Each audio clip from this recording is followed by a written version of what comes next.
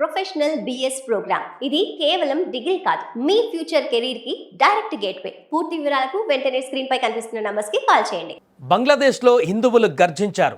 Road మీదకి వచ్చి మాకు న్యాయం జరగాలంటూ నినదించారు. ఒక ఫోటో చుట్టూ మొదలైన వివాదం ఇప్పుడు దేశవ్యాప్త ఉద్యమంగా మారుతుంది. బంగ్లాదేశ్లో రాముడి విగ్రహ నిర్మాణాన్ని వ్యతిరేకిస్తూ ఇస్లామిక్ వర్గాలు చేసిన చర్యలు హిందూ సమాజంలో అక్కడ బంగ్లాదేశ్లో తీవ్ర ఆగ్రహాన్ని రేపాయి.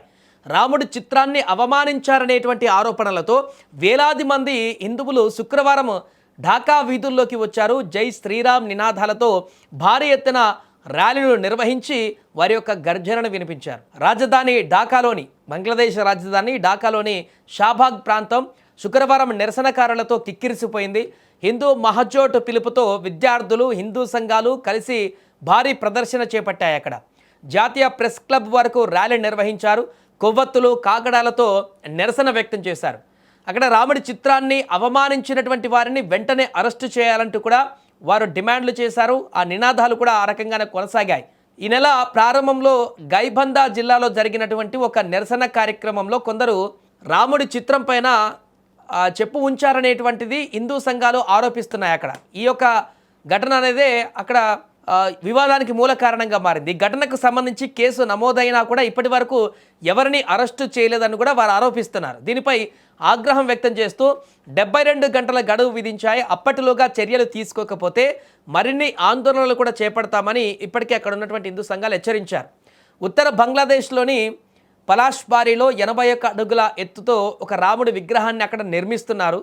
ఇది పూర్తయితే ప్రపంచంలోనే అత్యంత ఎత్తైనటువంటి రాముడి విగ్రహంగా నిలిచేది. దాదాపు 80% పనులు పూర్తయ్యాయి. ఆలయ సముదాయంలో 50 అడుగుల కృష్ణుని విగ్రహం, 30 అడుగుల శివుడి విగ్రహం కూడా నిర్మించాలనేటువంటి ప్రణాళికతోని అక్కడ ఆ గుడికి సంబంధించినటువంటి అసోసియేషన్ కానీ ఆ యొక్క వారు కానీ ప్రతిపాదించి చేశారు. కానీ విగ్రహ నిర్మాణానికి వ్యతిరేకంగా అక్కడ కొన్ని ఇస్లామిక్ సంస్థలు బెదిరింపులకు దిగినట్టుగా ఆలయ కమిటీ చెబుతుంది.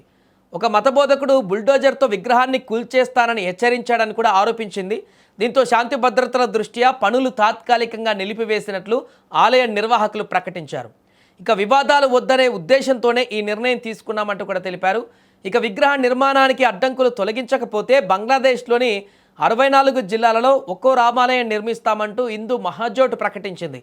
శనివారం దేశవ్యాప్తంగా ఆందోళనలు నిర్వహించనున్నట్లు అక్కడ పూజా ఉత్సవాల జాతీయ కమిటీ కూడా తెలిపింది. దీంతో ఉద్రిక్తతలు మరింత పెరిగేటువంటి అవకాశం కూడా కనిపిస్తుంది. ఆల్రెడీ శుక్రవారం ర్యాలీకి వచ్చి శుక్రవారం చేసిన దానికే ఇప్పుడు సోషల్ మీడియాలో హల్చల్ చేస్తుంది. ఇప్పుడు శనివారం కూడా మరి పిలుపునిచ్చారు. బంగ్లాదేశ్ జనాభాలో హిందువులు సుమారు 8% మంది ఉన్నారు. ఈ ఏడాది తొలి 3 నెలల్లోనే 133 సామాజిక మత ఘర్షణల ఘటనలు నమోదైనట్లుగా స్థానిక వర్గాలు చెబుతున్నాయి. ఈ నేపథ్యంలో మైనార్టీల భద్రత, మత స్వేచ్ఛ అంశాలు మరొకసారి బంగ్లాదేశ్లో చర్చకు వస్తున్నాయి.